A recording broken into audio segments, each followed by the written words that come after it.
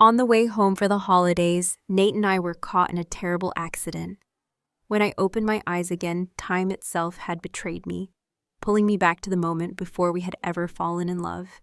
In that first life, we were married for 7 long years, treating each other with politeness, but never with warmth, bound together by duty, more than devotion. Not once did he speak about having a child with me. It was only much later, when my heart had already grown heavy with silence, that I discovered the truth. From beginning to end, his heart had never been mine.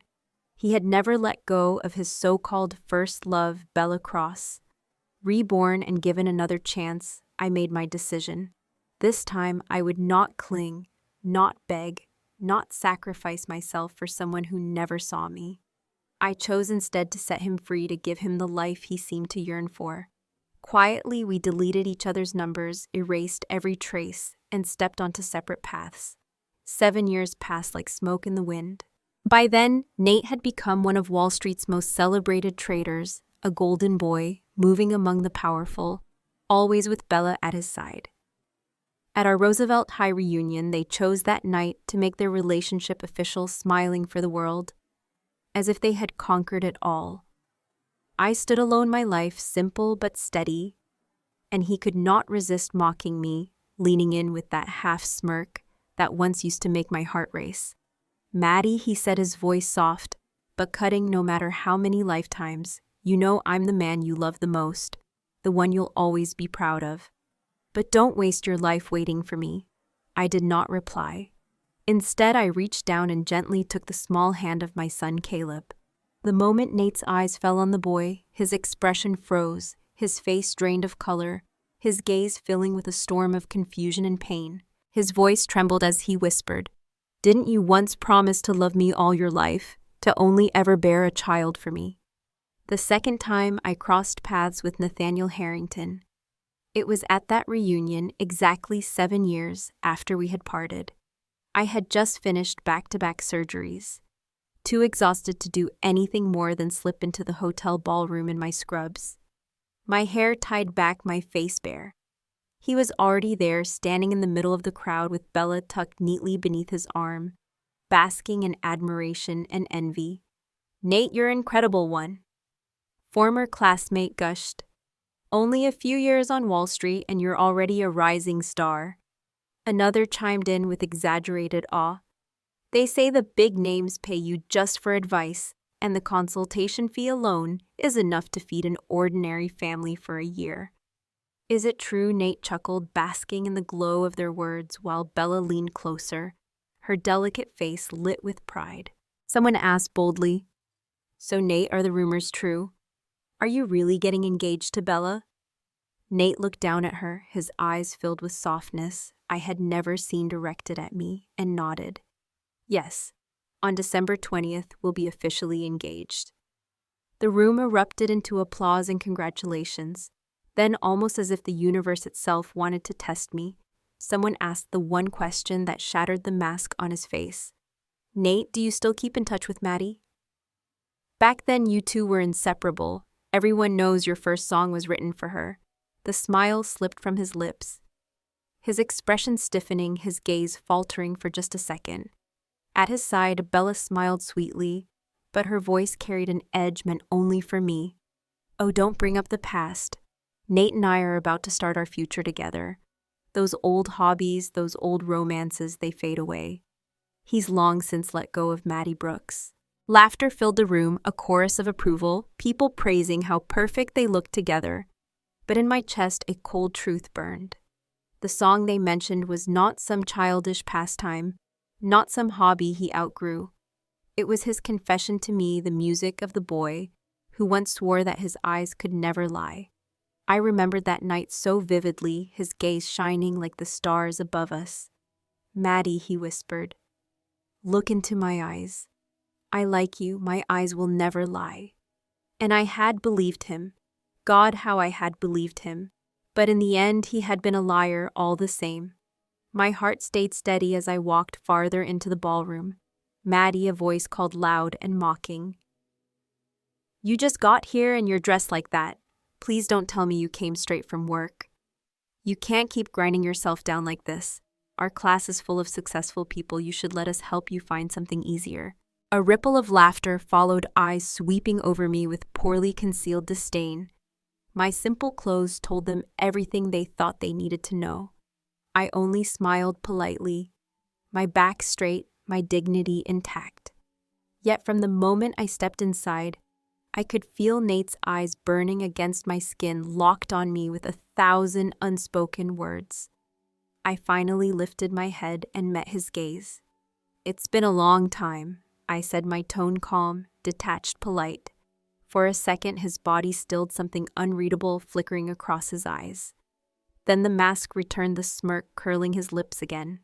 "Maddie Brooks, after all these years, you haven't changed a bit. No ambition, no progress." At his side, Bella bit her lip, her eyes flashing with triumph, clinging tighter to his arm, as if to remind me that he was hers now. Bella leaned closer, clutching Nate's arm possessively, her voice dripping with false sweetness, but every word laced with condescension meant for me. "Nate, how can you say such harsh things to an old friend? She has suffered enough, don't add to her pain. Life hasn't been easy for Maddie lately." Then her eyes swept over me from my unpolished shoes to the simple clothes I had thrown on after nearly 24 hours in the operating room, and her lips curved with a mocking smile. "But really, Maddie, what on earth are you wearing? So sloppy, so careless. A grown woman ought to know how to present herself. Otherwise, how could you expect to find a husband? No man wants a woman who looks like she has given up on herself." She let out a theatrical gasp, as if suddenly remembering something, her tone falsely kind. "Why don't I lend you some makeup? A little help could go a long way." Laughter rippled around the table, low but merciless, every chuckle striking me like a slap. It was no surprise. Bella, radiant in designer labels and flawless makeup, each strand of hair carefully set, every gesture radiating practiced grace, looked like the picture of privilege. I, on the other hand, had just left the hospital, my body aching, my face, bare exhaustion, clinging to me like a second skin. There was no comparison, and she knew it, yet I refused to be baited. "No need," I said evenly, my tone calm but final. "I don't need it." I pulled out a chair and sat down, focusing on the food before me. My stomach had been empty since dawn, and all I wanted now was a moment of quiet, a taste of something warm, the simple comfort of a meal. I could feel their stares, but I let them slide off me like water, unwilling to give them the satisfaction of seeing me rattled. Then suddenly Nate approached, his tall figure casting a shadow over the table. Without a word, he set a leather bag down in front of me, the weight unmistakable. "This is $100,000, he said, his voice low but edged with a false generosity. "Consider it my help for old time's sake. Take it, Maddie. Use it to take better care of yourself. Find a decent job, buy some new clothes, learn how to love yourself again." His words struck like a stone thrown into still water, and for a moment the room fell silent. I lifted my eyes slowly, meeting his gaze, and there was something unreadable in his expression. A mixture of pity, regret, and something else he dared not name. He sighed softly, his voice faltering as if carrying a weight too heavy to bear. "Maddie, the past is gone. Let it go, don't keep drowning in it. I don't want you to lose your will to live because of me. I don't want you to fall apart. Please don't." I looked at him for a long moment, trying to untangle the contradictions in his words, wondering what it was he wasn't saying. What had I done in our previous life to deserve this, to make him so resolute in cutting me away? After fate had given us both another chance, we had grown up together after all. From the days of school uniforms to the vows exchanged on our wedding day. He had dreams of music, dreams that glowed in his eyes while I wanted to pursue medicine, a path demanding long years and endless dedication. Both were heavy roads, and in the end, one of us had to sacrifice. Out of love for him, I chose to abandon my graduate studies, stepping into the workforce, early scraping by on a modest salary to support not only myself, but also the weight of his dreams. He stumbled again and again, rejection piling upon rejection. his spirit withering until hopelessness consumed him.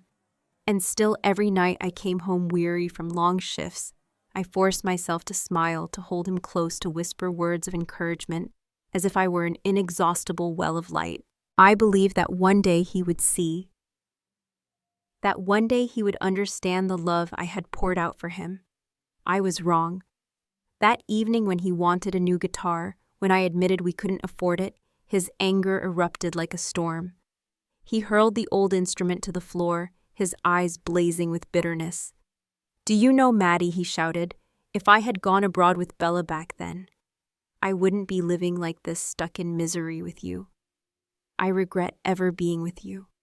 His words cut deeper than any blade, and something inside me bled that never quite healed. From that night forward, he never touched the guitar again, his dream withering in silence, and I lost count of the nights I cried alone, hearing his words echo like poison. He regretted being with me. Still I clung to him. Still I tried. One night I held him gently, my voice trembling but determined. "Nate, I want to have a child with you. I thought maybe a child could tether us. Maybe love could still be saved." But he shoved me away coldly, his eyes filled with disdain. "With our finances, are you insane? Besides, I've told you before, I hate children. I don't want any with you." In that moment, the last spark of hope in my heart went out. That winter, as we drove home for the holidays, a truck came barreling toward us, and everything ended in an instant. There was no fear in me, only the strange peace of release.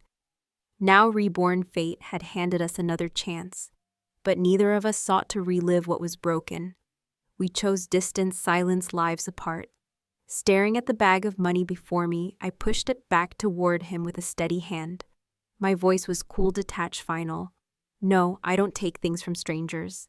Thank you." His face darkened, the mask of arrogance faltering into something more fragile, more wounded, as his eyes fixed on me with a shadow of disbelief. For the first time in years, I watched Nathaniel Harrington rendered speechless. Nate's lips pressed into a hard line as he stared at me, his voice rough with disbelief. "Maddie, do you really see me as a stranger now? Is that what you mean?" I raised my head, meeting his eyes with calm detachment. "I can buy my own clothes," I answered softly but firmly. "Whatever my work may be, I know it is honest, and there is nothing shameful about it. I don't believe I'm wasting away or losing myself. Keep the money, give it to someone who actually needs it." His grip tightened on the bag, his knuckles turning white, his gaze darkening like a storm. Bella glided toward us, her eyes flicking to the money with an almost imperceptible spark of fury, but her smile remained sweet, her tone dripping with false concern. "Maddie, if you don't want to take Nate's money, then let us help in another way." She sipped her wine slowly, then tilted her head with a smile meant to look gracious. "I've recently opened a nail salon on 5th Avenue. If you're interested, you could work there. The pay isn't great, maybe $6,000 a month, but at least you'd have a skill. Later on, if you have nowhere else to go, you could open your own small place and make a living. What do you think?" "It's certainly better than whatever it is you're doing now." I picked up a piece of food, chewing slowly, not even sparing her a glance. "Thank you for the offer, but I'm very happy with my current work. I'm not looking to change careers." A murmur of disapproval rippled around the table, classmates shaking their heads, their voices cutting through the air. "Maddie, why are you being so ungrateful? Nate and Bella are trying to help you. He offers you money, she offers you a job, and you just throw it back in their faces." Another scoffed, his tone dripping with disdain. "You're already poor enough, why cling to pride? Look at you showing up here with nothing. You came to this reunion hoping to gain something, right? Don't pretend you're above it all." Laughter and whispers swirled around me, and Bella let out a delicate laugh, feigning gentleness as she lifted her hand. "Everyone, don't be too harsh. Maybe Maddie really does love her current job." She turned back to me, her voice honeyed, but her eyes glittering with scorn. "We're only doing this out of kindness, Maddie. Because of what we once shared, we're trying to give you a chance. Don't let pride ruin an opportunity." I set my chopsticks down, dabbed my lips with a napkin, and met her gaze with quiet steadiness. I truly don't need it, but thank you. The smile never left her face, but her eyes burned with ridicule. Nate slammed the bag shut, his tone sharp and mocking. Pathetic. Even when we try to help you prove yourself worthless. Fine. Stay poor, stay miserable for the rest of your life. His words were like venom, and immediately several men swaggered forward glasses of wine. In their hands, their voices dripping with cruelty. Maddie, look at you so pitiful now. Have a drink with me and I'll transfer you $1,000. Another snickered. If you look even more desperate, I might raise the price. Their eyes crawled over me with mockery, and the others around them laughed, none lifting a finger to stop it. My brows furrowed and anger disappointment crashing over me like a wave. This reunion was nothing like I had imagined. If not for the person I was waiting for, I would have walked out long ago. As I rose slightly ready to call for security, a sudden movement caught my attention. Nate's cigarette between his fingers stepped forward with a coldness that sent a shiver through the air. In one swift motion, he grabbed the arm of the man who had dared to taunt me, his voice low and dangerous. Know your place. The man winced in pain, his bravado slipping as he cried out, caught in Nate's iron grip. Bella rushed forward, tugging at Nate's sleeve with a look of forced dismay. Nate, what are you doing? He didn't even glance at her, his face carved from stone, stopping a fool from causing trouble. This is a reunion, not a circus. With that, he released the man who stumbled back, glaring at me with hatred, but too cowardly to retaliate. I blinked, surprise washing over me. Never had I imagined Nate would step in to defend me. Bella's jaw tightened, her teeth clenched behind her painted smile, but she quickly forced her expression back into something pleasant. I heard she said sweetly that the heir of the Mercer family and the CEO of Mercer Group are hosting a meeting upstairs tonight. Who knows, maybe we'll get a glimpse of the wealthiest man in New York. The words ignited excitement across the room, classmates buzzing with chatter eyes, shining with greed and curiosity. The richest man in the city. Whispers spread like wildfire. They say he's not only powerful, but incredibly handsome, still in his early 30s, with a 5-year-old son, but his wife has never been seen in public. Another voice chimed in eagerly. Wouldn't it be something if we caught sight of her tonight? Phones were pulled out, cameras readied, everyone hoping for a chance to brush against the glittering world they envied. Bella's smile widened, her eyes sparkling with ambition as she basked in the moment, already dreaming of the possibilities such an encounter might bring. And I sat silently, my heart steady, waiting for what I knew was coming. The whispers spread quickly, the air buzzing with curiosity and envy. The richest man in New York, someone murmured, handsome, powerful, barely in his 30s, and already has a 5-year-old son. But no one has ever seen his wife. Maybe tonight we'll finally catch a glimpse of her. Phones were raised in anticipation, classmates whispering excitedly about posting on TikTok, certain that this would be the hottest gossip of the season. Then the atmosphere shifted as a group of towering bodyguards entered the ballroom, forming a protective circle around a small boy. Gasps rippled through the crowd. There was no mistaking it, this had to be the Mercer heir. And even at such a young age, his features were striking, his presence undeniable. The same man who had mocked me earlier, emboldened by the cruelty of the group, sneered with a voice dripping in contempt. Maddie, if it weren't for Bella, someone like you would never even set eyes on the Mercer boy. Without her generosity, you'd be nothing more than a faceless employee. If it were me, I'd get down on my knees and thank Bella right now. She got you this far, gave you this chance to breathe the same air as the elite. Maybe if you're lucky, you'll catch a man who makes $6,000 a month. That's the best someone like you could hope for. I did not bother to answer, my eyes fixed on the child, surrounded by guards, my heart pounding with recognition. All around me, classmates pressed forward, eager to be noticed. Phones snapped photos, cameras recorded video, and smiles were plastered on every face as they angled for the best impression. Even Bella, usually so composed in her arrogance, could not conceal her excitement. She glided toward the boy, her face arranged in a warm smile as she crouched slightly. "Sweetheart," she cooed, "are you hungry? Let me buy you something to eat." Her manicured hand reached toward his small, perfect face. But before her fingers could touch him, the unimaginable happened. The boy broke free from the protective circle, his eyes lighting up with joy as he ran straight across the room.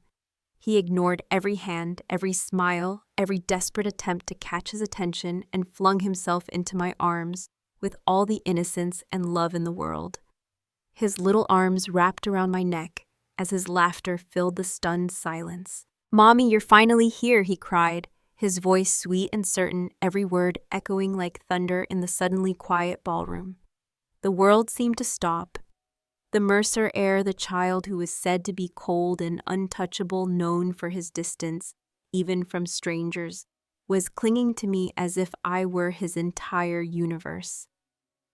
His little face pressed into my shoulder, his eyes glistening as he mumbled, "You didn't come home last night. I missed you so much."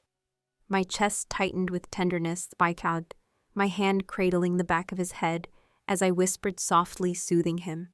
"Mommy had to work. Remember I told you yesterday?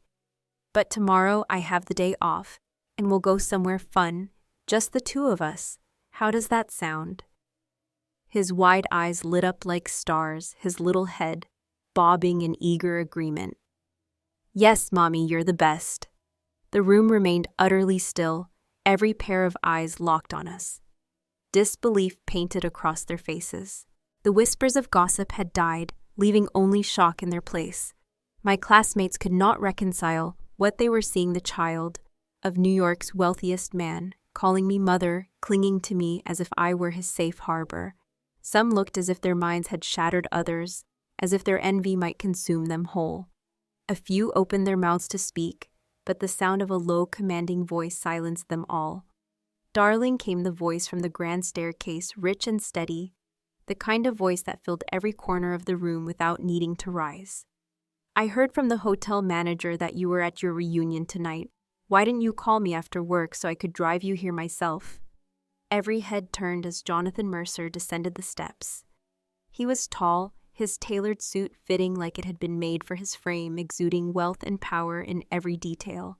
His dark eyes were sharp, commanding, but when they landed on me, they softened instantly, warmth breaking through the steel. The hotel's general manager followed closely, smiling with practiced courtesy as he addressed the stunned crowd. "Ladies and gentlemen, allow me to introduce Mr. Jonathan Mercer, CEO of Mercer Group, and his wife, Mrs. Madeline Brooks. If you need anything tonight, please let us know. The hotel will do everything in its power to ensure the comfort of Mrs. Mercer's classmates." The words fell like a bomb. The entire room erupted, chaos of awe and disbelief colliding. My classmates, who had minutes earlier mocked my clothes, my job, my dignity, were staring at me as if they had never known me at all. Some faces flushed with excitement, others drained pale with humiliation. Those who had scorned me most were now paling with dread. Their sneers turned to trembling. A few women who had once been friends rushed toward me with shock etched across their faces. "Maddie, your husband is Jonathan Mercer." The Jonathan Mercer, the richest man in New York. Others didn't even need an answer, pointing in disbelief. "Look," the manager called her Mrs. Mercer. And the boy called her Mommy. "She's the mysterious wife no one has ever seen." Gasps filled the air, followed by a collective murmur that bordered on hysteria. God, she really is the hidden queen of New York's elite. I could only smile, a small nod, acknowledging their shock, though inside me was a calm resolve. I had never needed their approval. But tonight, the truth had unfolded in the most undeniable way. I stood there, my son safe in my arms. My husband's gaze filled with love, and the tide of the night had turned forever. John's eyes swept over me from my plain clothes to my tired face, and in that moment a flicker of tenderness crossed his expression, a quiet ache that only I seemed to notice. Without hesitation, he pulled me into his arms, his voice low and full of gentle reproach. "You just came from the hospital again, didn't you? Finish your reunion, and then promise me you'll rest properly when you get home." I nodded, whispering only one word. "Okay."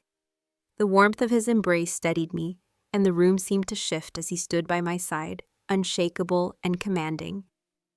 Bella tried to seize the moment, inching forward, with that practiced smile, clearly desperate for an introduction, but John did not even glance her way.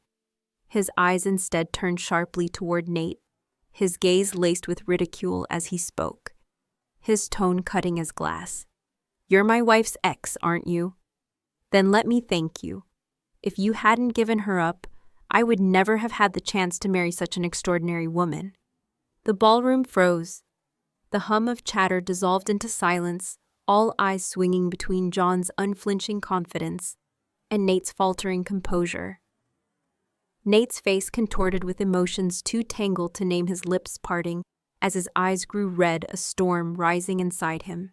At last he burst out, voice trembling with accusation. "Maddie, is this your revenge? How much did you pay them to play this little act with you? Tell me the truth." My heart ached at the desperation in his voice, but I only sighed, lowering Caleb gently to the floor, before reaching for John's hand, lacing my fingers through his. My voice was calm, unwavering. "This is my husband, Jonathan Mercer." I watched as Nate's face shifted, disbelief crashing into shock collapsing into devastation. His eyes widened, his color drained, his entire body seeming to shrink into itself, until all that remained was emptiness, like the burnt-out husk of a flame. Once upon a time, seeing him like this would have torn me apart. I would have carried his pain in my chest, as if it were my own. But not anymore. He was right in one thing: the past was over. There was no need to resurrect it, no need to mourn what had never truly belonged to me. Now I had something real. A man who cherished me, a son who was our miracle, a career that gave my life purpose, and above all, a marriage filled with the kind of love I once believed impossible. I had found the family I had dreamed of in another life and failed to attain. And in this second chance, I had been given more than I ever thought I deserved. Around me, the tide turned swiftly. This reunion had been Bella's stage, her carefully orchestrated night to bask in admiration, but in a matter of moments, the spotlight shifted. Eyes that had once glowed with praise for her now shone with awe and envy directed at me. Words of flattery that had been hers by right poured instead toward me, every classmate suddenly eager to reconnect, to claim some forgotten closeness. "I can't believe Maddie Brooks married Jonathan Mercer," someone whispered in amazement. Nate thought he was being generous, offering her money earlier, and now look. He was pitying the wife of the richest man in New York. Another voice cut in with almost giddy excitement. And Bella wanted to help Maddie find a job as a nail technician. But Maddie is a chief surgeon at the city's biggest hospital. She doesn't need anyone's help, especially not Bella's. One after another, they circled closer, questions tumbling from their lips. Offers of belated congratulations. Promises that they had always believed in me. I smiled, my expression polite, my laughter restrained, but inside I could feel nothing but bitter amusement. How quickly they had turned. The same mouths that mocked me minutes ago now sang praises. The same eyes that once looked down on me now sought my approval. Yet I gave them only courtesy because that was all they deserved. The thrill of the evening had long since drained away, leaving only fatigue. It was not long before John and I made our exit, Caleb dozing lightly in his arms as we stepped out into the cool Manhattan night. The glow of the hotel lights fell behind us as we crossed the pavement toward the car. But just as we reached the doors, my name rang out, urgent, almost desperate. Maddie, Nate's voice. I turned, the sound pulling me back, though my heart urged me to keep walking. I placed a gentle hand on John's arm. "Take Caleb to the car. It's cold. I'll be right there." John gave me a long look, his silence full of unspoken understanding. He nodded once, and without question, he carried our son to the waiting car, leaving me alone with the man who had once been my entire world. Nate stood in the glow of the street lamps. His expression tortured, a storm of conflicting emotions flickering in his eyes. "Why him, Maddie? Why did you marry Jonathan Mercer?" His voice was raw, heavy with disbelief and longing. I met his gaze without flinching, my voice steady. His mother was hospitalized with a heart condition. I was her doctor. That's how we met. Because of her illness, we spoke often, and in that time, he saw me clearly. He admired my dedication to my patients, respected my seriousness about my work. He pursued me not out of pity, not out of convenience, but because he valued me. I drew in a breath, the memories sharp and vivid. I saw his devotion to his mother, his gentleness, his sincerity. I saw the kind of man he was.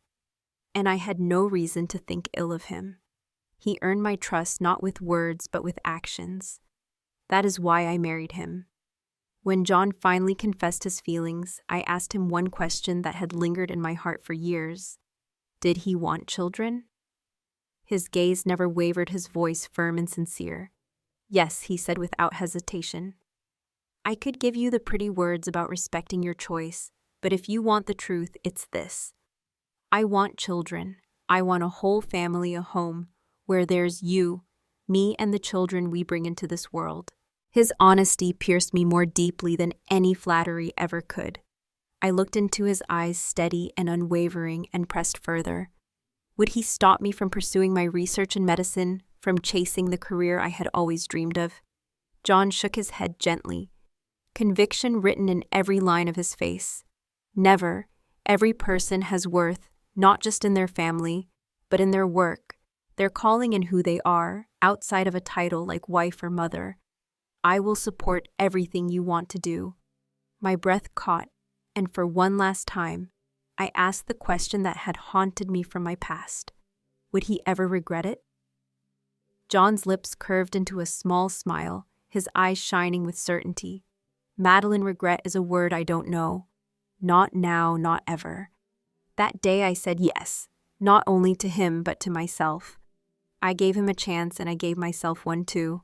Love grew naturally between us, steady and sure.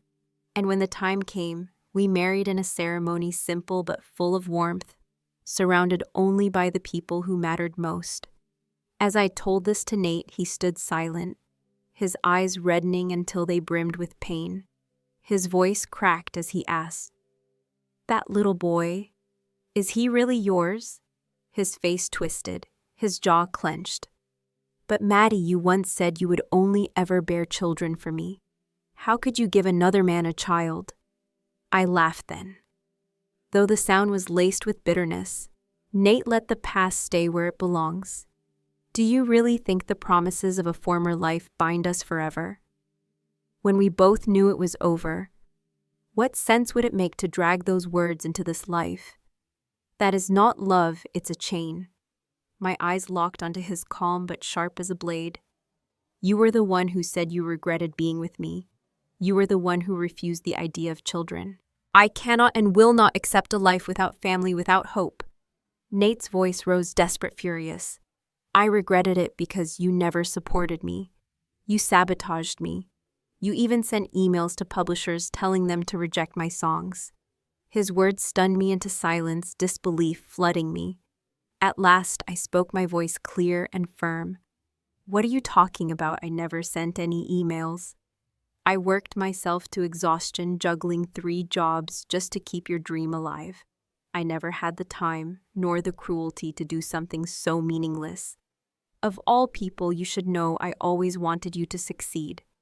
The truth struck him like lightning. His entire body stiffened, his lips trembling, as if the ground beneath him had collapsed. No, he whispered, shaking his head violently. Bella told me it was you. She said you were the reason my songs never made it anywhere.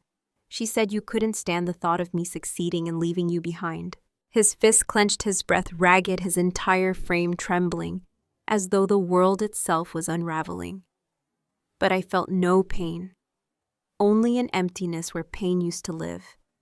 Once those words would have crushed me, but not now. Only disappointment remained.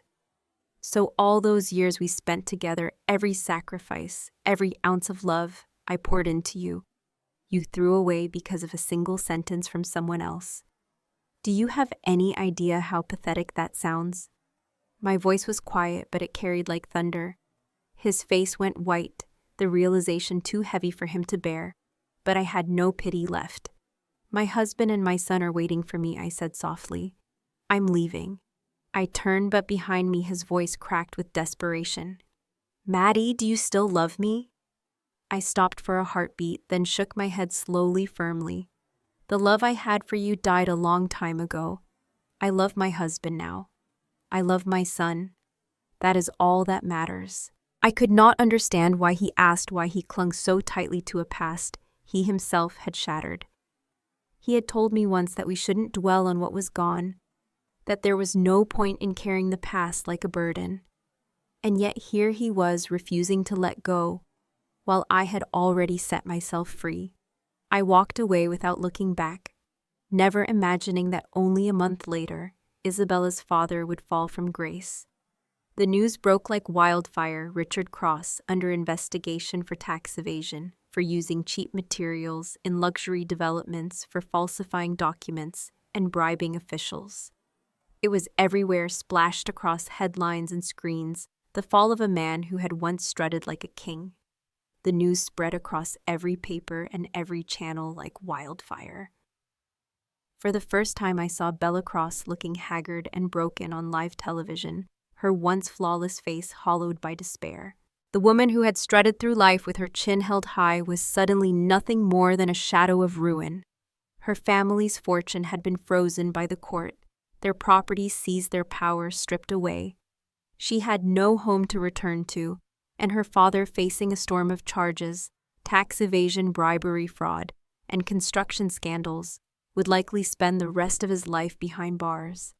But the ones truly hurt were not just the Cross family. It was the people, the working men and women who had saved for years to buy homes only to discover the walls around them crumbling, the buildings unsafe, their futures stolen by greed. My heart ached for them, and I could not stop the heavy sigh that escaped me. It's unforgivable, I whispered. John's arm slipped around my waist, his voice tinged with a mock pout as he leaned close. Don't lump me in with men like him, sweetheart. I have a conscience, you know. His warmth made me smile despite the bitterness of the moment. He had always been different. Every hotel, every development under his name was built with integrity, with the best materials sold at prices that valued both the buyer and the builder. That was why Mercer Group only grew stronger, why the name Mercer inspired trust rather than fear. John never cheated his customers, and in return, they never stopped believing in him. He was nothing like Richard Cross and his daughter, who carved profits from the bones of ordinary people. What they did was the very definition of cruelty. Not long after, my phone buzzed with a call from an unknown number. I hesitated before answering, but the moment I heard the voice, my chest tightened. Maddie, did you see the news? Nate's voice was weak, almost fragile. I was the one who reported them. My brow furrowed, confusion flickering through me. I could not understand why he was telling me this. Then, on behalf of the people they hurt, thank you, I said simply. There was a hollow laugh on the other end, brittle and strained.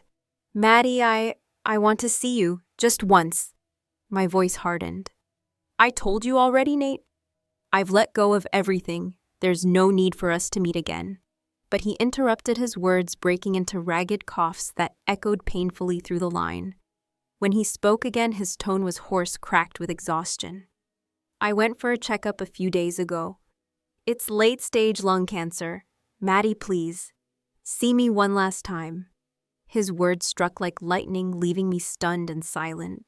For a long moment, I could not breathe. Then, my voice barely audible, I said, "Bring your medical records to my hospital." That afternoon, he walked into my office, and I hardly recognized him. The once arrogant, confident man was now a shell. His frame gaunt, his skin pale, his eyes sunken. He laid the folder on my desk with trembling hands. I flipped through the test results, my brows knitting tighter with each page. At last, I looked up. My voice steady. You need to be admitted immediately. Treatment must start at once. For the first time in years, I had no surgeries scheduled, so I walked with him to the admissions desk, helped him file the paperwork, guided him through the process like any other patient. Once everything was done, I turned to leave, but his voice stopped me. Maddie, I turned back and his eyes were red brimming with a desperate hope that cut deeper than any anger. You can't just walk away. You still care for me. I know you do. His laugh was bitter broken. I was wrong. I misunderstood you. It was all my fault. In our past life, you were so good to me and I... His voice cracked, his shoulders slumping under the weight of regret. I see it now. I never once regretted being with you. Not truly. Maddie, I was a fool. Can you forgive me? Can we start over? We can have a child like you always wanted. You said once that you wanted to give me a child. We can still do that. Please. I held his gaze, my heart calm in a way it had never been with him. Nate, you need to understand something. From the moment we came back to this life, it was already over between us. I have a husband, I have a son, I have my family. I cannot and will not go back. His face twisted, his voice rising in anguish. No, you still love me, don't you? If you didn't, why are you helping me?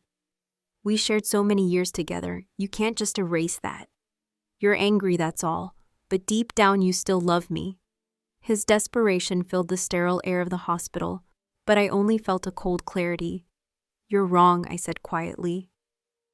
Each word deliberate, cutting away the last ties of the past. We spent those years together, yes, but when I help you now, it is only because I once cared. Do not mistake that for love. I love my husband, I love my son, and I am not bound to you anymore. His expression crumbled, his body trembling, but I did not falter. You must focus on your treatment. That is all I can offer you.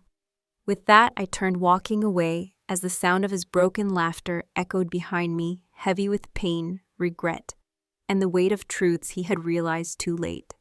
Nate shook his head, his face twisted with pain and refusal, his voice raw with desperation.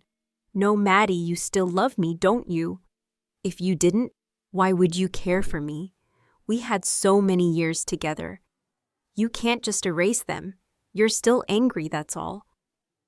Don't be angry anymore. I was wrong. I truly see it now. I smiled then. But it was a smile as cold as winter steel. Slowly, deliberately, I pulled my hand from his grasp. We did share many years, I said quietly. And that is the only reason I helped you when I saw how sick you were. But if that kindness made you believe I still love you, then I am sorry. You can call your parents to look after you from now on. I paused, letting the silence stretch until it cut. My voice dropped lower, steadier, sharper than any blade. The only regret I carry from my past life is marrying you. I stopped loving you long ago, Nate. And I never wanted children with you. Stop clinging to a past that is nothing but ashes. It is a past I will never return to. With that, I turned and walked away. Behind me, I could feel the weight of his body stiffen, could almost hear the shattering of his pride. He stood frozen, hollowed by despair. But I no longer cared. I closed the door on his sorrow, just as I had closed the door on our years together. His voice rose behind me, bitter and venomous. Men are all the same, Maddie. Do you really think John Mercer loves you? He's the richest man in New York. Why would a man like him ever truly want a woman as ordinary as you? Wake up. You'll never be happy with him. The only man meant for you is me. The fury in his words only made me walk faster, my heels clicking sharply against the polished floor. He was the same as he had always been. When life treated him well, he looked down on those beneath him. When life dragged him low, he spewed envy and spite at anyone happier than himself. A man like that would spend his life rotting in regret, never once understanding what it meant to value what he had. Everyone thought I had married John Mercer by reaching too high, but they were wrong. In our love, I never once felt beneath him. Nate had always dismissed me as just a doctor, blind to the breakthroughs I had achieved, the research I had poured my soul into, the lives I had helped save. John was different. John had taken the time to understand me. He had looked at my work, held me in his arms, and whispered words I never imagined I would hear. Sweetheart, your research has saved countless lives. That is worth more than all the money in the world. You're the real hero. Because of John, I finally understood what love was meant to be. Love was not one person sacrificing while the other only took. It was two people walking together, supporting each other's dreams, holding each other up when the world tried to knock them down. With him, I was not diminished. With him, I was whole. So no matter what Nate said, no matter how he begged or accused or tried to poison the air with his bitterness, I was unmoved. My heart no longer trembled in his presence. Yet he was not finished. One day he appeared in my office, clutching a guitar. His thin frame hunched, his eyes burning with some last spark of delusion. He strummed the strings, and a melody I once knew filled the room. It was the song he had written years ago, when he told me that eyes never lie. But instead of stirring tenderness, it filled me with disgust. I almost laughed at the irony. He sang of honesty, of eyes that could not deceive when every day of our marriage had been built on lies. My voice was cold when I cut through the music. Get out. He ignored me, stumbling forward, gripping my hand with a frantic strength. Maddie, I regret everything. I don't want to lose you. It was all my fault. I was blind. I didn't treasure you. Forgive me. Please let us start over. We can have a child just like you wanted. Didn't you once say you wanted to give me a child? I looked at him, then my eyes full of scorn, my lips curling into a bitter smile. Have I not made myself clear enough already? I let my voice fall like ice. Do you know the one thing I am most grateful for? In his eyes, I saw a glimmer, a fragile spark of hope, as if the answer might save him. I crushed it with a single breath. That you and I never had children. That is the only mercy God ever gave me. So please do not come near me again. At that moment, the door burst open and his parents hurried inside, their faces drawn with worry. They rushed to pull him away, their hands gripping his frail body, their eyes flicking toward me with apology. His mother's voice was soft, trembling. Maddie, we're so sorry. He's sick. His mind isn't steady. That's why he's caused you so much trouble. But please tell me the truth. Is there truly no chance for the two of you, Maddie?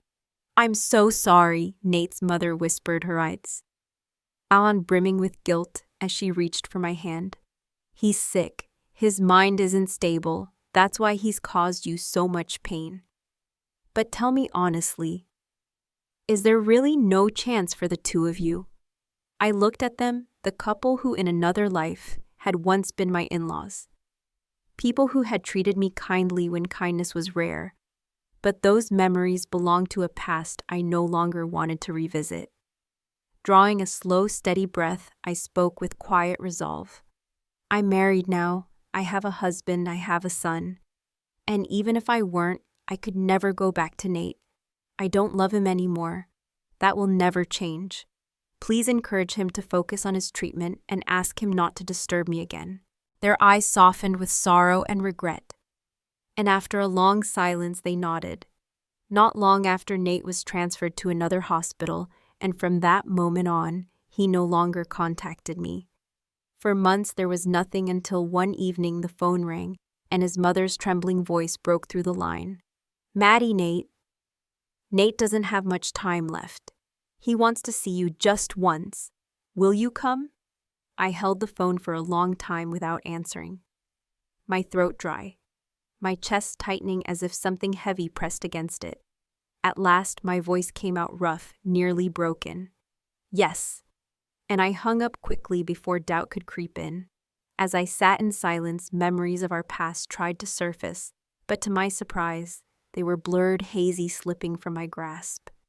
The fights, the tears, the brief moments of laughter, all of it seemed distant, like a life that belonged to someone else. Time had done what I thought impossible. It had erased the sharp edges of what once consumed me. When I finally walked into the hospital room, I almost didn't recognize him. Nate lay propped against the pillows, his body wasted away. Cheekbones jutting sharply, his eyes empty and unfocused. He stared out the window as if the world beyond the glass could offer him escape. Only when I stepped closer did his gaze flicker, and for a moment, a spark lit in his tired eyes. He gave a faint self-mocking laugh. "Maddie, I must look pathetic now, don't I?" I said nothing, but the silence was answer enough. He kept speaking, his voice thin and fragile but threaded with remorse. "I'm sorry, back then I was too insecure. I chased my dream of music and failed again and again, and instead of facing it, I blamed you. I put all the weight of my shame on your shoulders. Maybe this is my punishment." Slowly, he turned his hollow gaze toward me, clinging to one last shred of hope. "But Maddie, if I had another chance, if in this life I treated you right from the very beginning, could you choose me again?" I looked at him, my heart steady, my answer clear. No, life doesn't hand us endless chances. A man who is never content, who always blames others for his failures, can live 1,000 lives and never find happiness. You want me to say there's hope, but there isn't. Not anymore. His face crumpled, his lips trembling, as if the words cut deeper than the cancer in his lungs. "No more chances," I repeated softly, and the finality in my tone ended the conversation. I left that hospital and never went back, because I knew where my place was. It wasn't in the ruins of a love that had already died, but in the home I had built with John and Caleb. My life was no longer a story of regret, but of gratitude for the second chance I had been given, not with Nate, but with the man who had shown me what love truly meant. A few months later, an unexpected opportunity came. My research was nominated for an international fellowship, a chance to study abroad. The director of my hospital himself recommended me. When I stepped off the plane in the United States, I expected to be alone to dive into my studies. But there at the airport stood John with Caleb perched on his hip, a bouquet of fresh flowers in his hand, his smile warm enough to light the world. He walked toward me, tall and steady, eyes filled with love. My breath caught in surprised joy, bursting through me so strongly, I almost forgot how to move. He wrapped me in his arms, pressing a kiss to my forehead, his voice playful yet tender. "Well, sweetheart, what did you think? You thought you could come here without us, away. When my wife goes abroad, her husband and son go with her." "Did I surprise you?" I laughed through the tears that gathered in my eyes, hitting his chest lightly. "Yes, John, you always surprise me. And you always will." During my time studying and conducting research in the States, our little family made the most of every moment. We traveled together, visited breathtaking places, made memories we would carry forever. Caleb's laughter echoed through every new city, and John's hand never left mine. For the first time in my life, I was not carrying the weight of someone else's dream alone. We carried each other together. One afternoon while we were away on a trip, I caught a headline about Nate's passing. For a brief moment, I froze, a faint echo of sorrow stirring in me. But when I turned, I saw my husband and my son running toward me, their faces glowing with love, and all that melancholy vanished. I opened my arms wide, welcoming them into my embrace, holding them as if they were the whole world, because they were. The past had no hold on me anymore. My future was still long, still bright, still mine to claim. And I knew, as John kissed my hair and Caleb clung to my neck, that I had finally found the life I was meant to live. Thanks for listening. Be sure to subscribe so you don't miss the next videos.